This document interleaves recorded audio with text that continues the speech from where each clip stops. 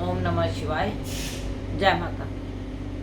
आज की वीडियो नवरात्रों के ऊपर है जो 17 अक्टूबर को शनिवार से शुरू हो रहे हैं।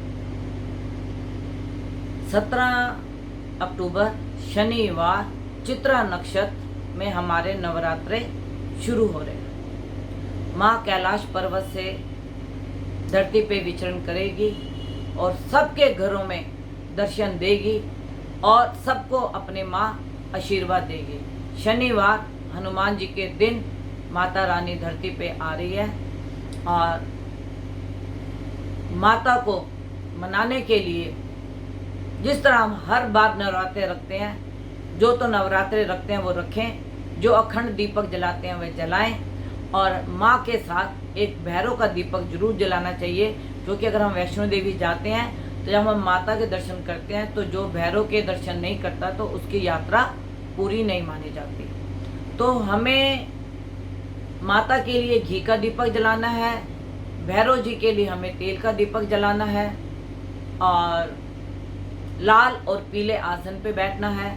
रोली, मूली, जायफल, लौंग, पान, फूल, हमें इस सब को एक थाली में रख के दीपक सुबह 7:25 पे हमें कलश स्थापित करना है और माँ से एक विनती करनी है कि माँ जो भी हमारी भूल चूक है हमें माफ़ करो। माँ बड़ी दयावान, बहुत दयालु है, बहुत दयालु है, बहुत प्यारी है। आप माँ ममतामयी माँ से अगर आप अपनी अरदास लगाएंगे तो माँ आपकी अवश्य सुनेगी। दूसरी बात, जब आप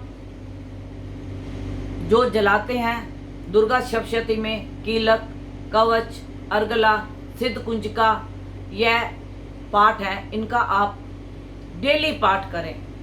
9 देवियां हैं, चंद्र घंटा, माँ काली, कालरात्रि,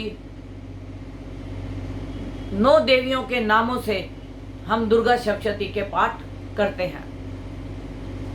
दूसरा, अगर आपके पास समय नहीं है तो अर्गला, कीलक, कवच, सिद्ध कुंजिका का पाठ आप डेली करें, सुबह और शाम। और माता के भजन सुने, माता के भजन घर में बजाएं और घर का वातावरण शुद्ध करें। शंख, डमरू, घंटी बजाएं जब आप पूजन में बैठें और उससे हमारी नेगेटिविटी बाहर निकलती है। और चित्रा नक्षत्र में नवरात्रे शुरू होने का मंगल का नक्षत्र, इससे भूमि वाले लोगों को काफ़ी लाभ होगा और जो प्रॉपर्टी से रिलेटेड, बिल्डर से रिलेटेड, वहाँ से मतलब जो भी इन कार्य को करते हैं उनको उससे लाभ होगा। अगर किसी की भूमि नहीं बिक रही उसका भी निकलेगा आसान रास्ता और जो भूमि खरीदना चाहते हैं उनको भी लाभ होगा।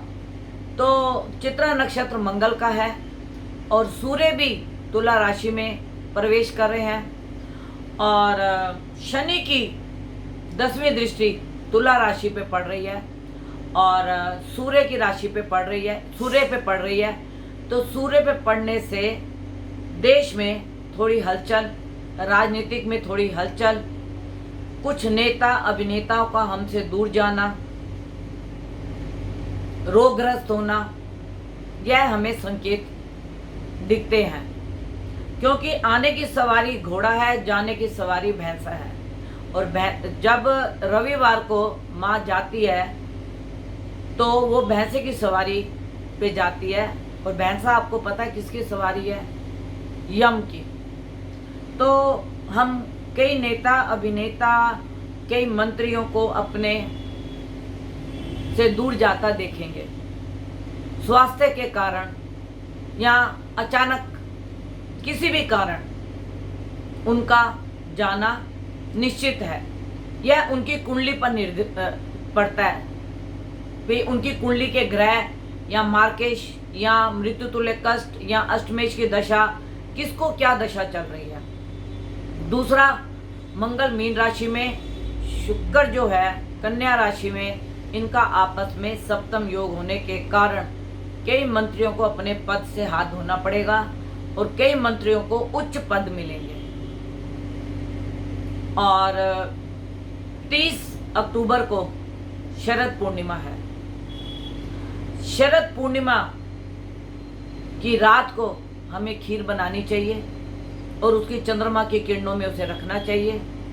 उस पर चंद्रमा की किरणें जब पड़ती हैं तो जितने भी हमारे चंद्रमा के नेगेटिव इफेक्ट हैं वह हमारे शरीर से दूर होते हैं। जब हम उस खीर का ग्रहण करते हैं या उस खीर को खाते हैं तो हमारे नेगेटिव इफेक्ट चंद्रमा के दूर होते हैं। जैसे चंद्रमा से आप देख लीजिए पानी संबंधी बीमारियां,